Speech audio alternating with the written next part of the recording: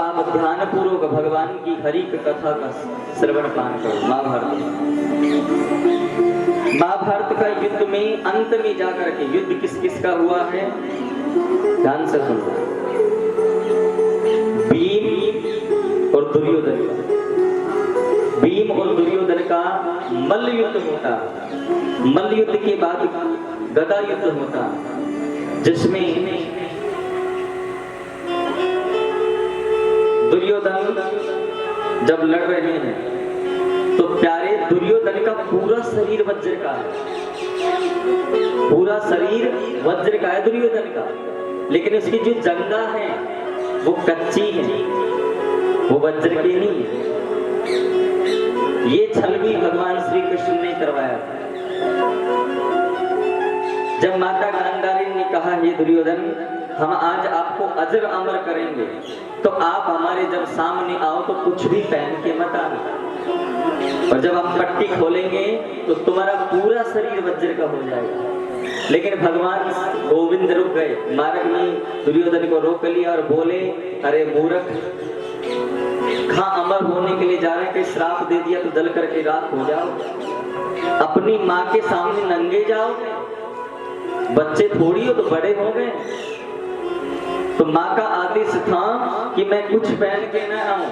भगवान ने कहा देखो ये गलत है, हाँ आपको कुछ तो पहन के जाना चाहिए, माँ के सामने भला जा रहे हैं तो क्या पहन के जाऊं। भगवान ने कहा तुम अपने अंग कटी अंग में जो केले के पत्ते होते हैं उसे बांधो, कटी अंग में केलों के पत्ते बांधो। अब जो ही गांधारी ने पट्टी खोली पूरा शरीर वज्र का हो गया, लेकिन उसकी जो जंगाएं थी वो कच्ची रह गई। अब जब भूमि युद्ध में लड़ने लगे, हाई टेम्परेचर इमरजेंसी,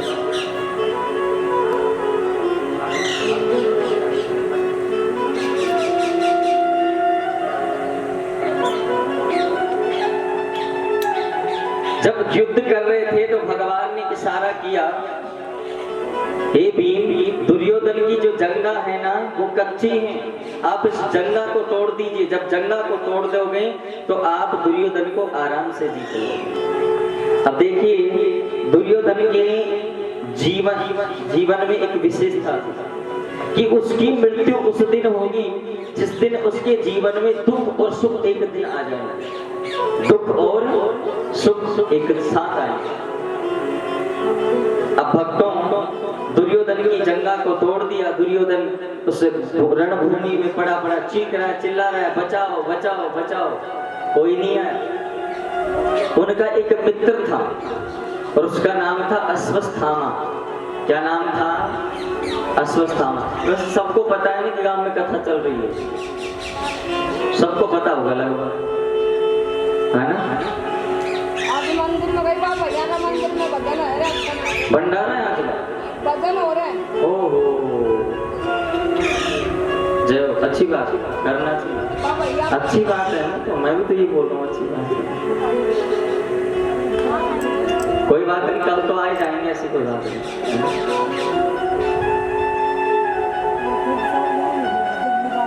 वैसे प्रसाद बढ़ रहा होगा, मैं प्रसाद तो मिलेगा लास्ट में,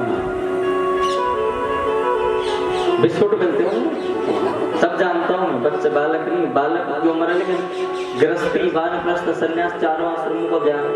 गृहस्थी किसे कहते हैं? पूरा ज्ञान है। बुढ़ापा क्या ये भी पता है? आया नहीं पता है पहले से?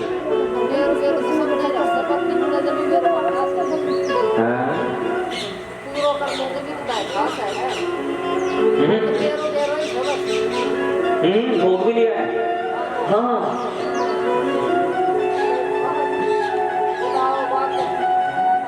पता है क्या होने वाला, ये पता है।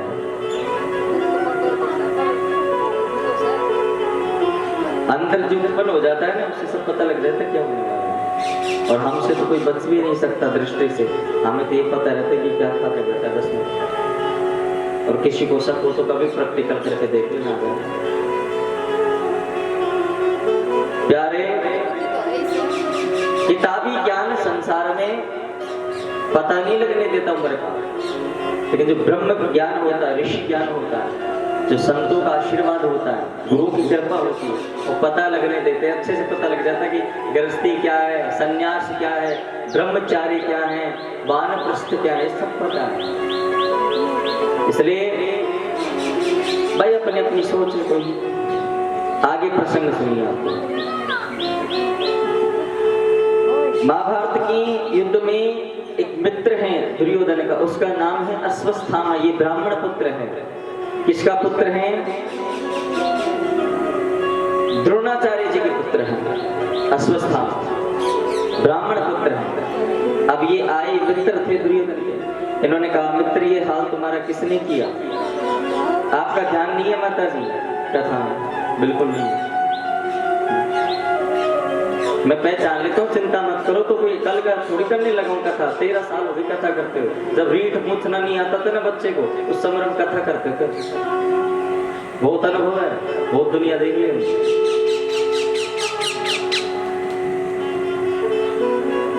मन भी और ये भी शांति से थोड़ा सा लगाओ, अंदर से लगाओ।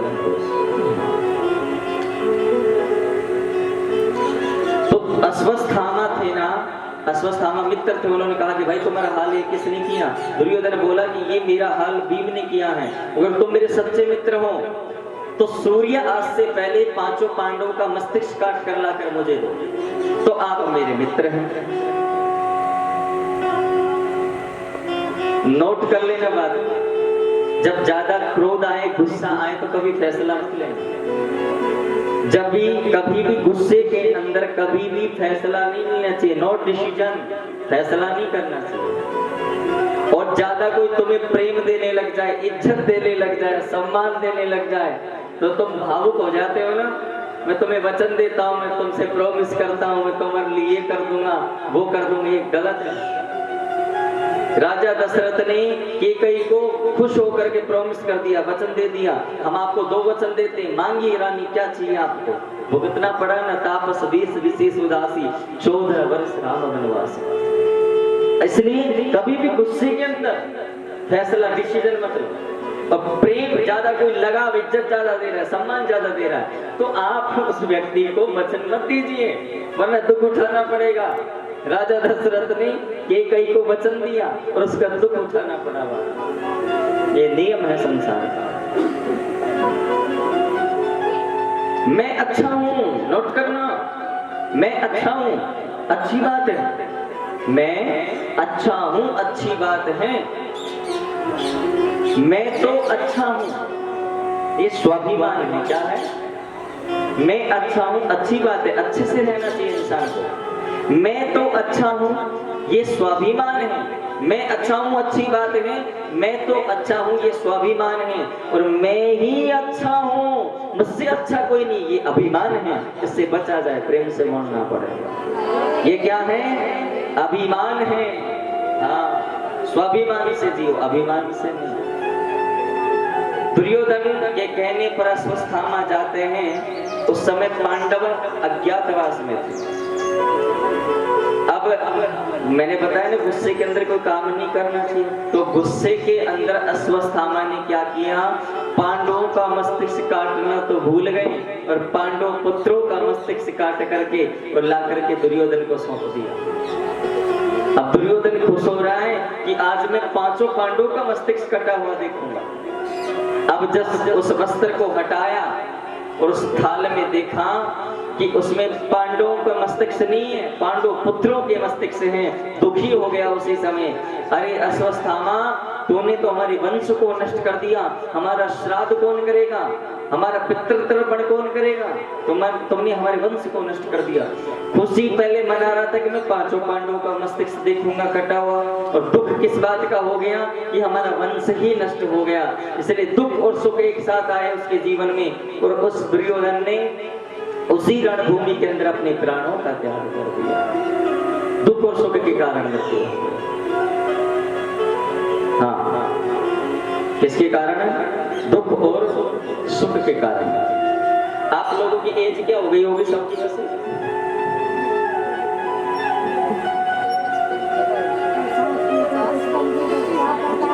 एक कवि ने बहुत सुंदर भाव दिया। देखो ब्रह्मगंज में राजस्थान का हूँ, द्वारका नहीं हूँ, और त्रिवेणी धाम से हूँ। सिद्ध श्री ब्रह्मपीठाधीश्वर जगत गुरु श्री नानकदास जी महाराज के से ब्रह्म ऋषि थे ये भी संसार में। आज भी जब तक सूर्य चंद्रमा रहेंगे ना संसार में, तब तक नानकदास जी का नाम रहेगा संसार में हमारा। ऐसे संत हैं।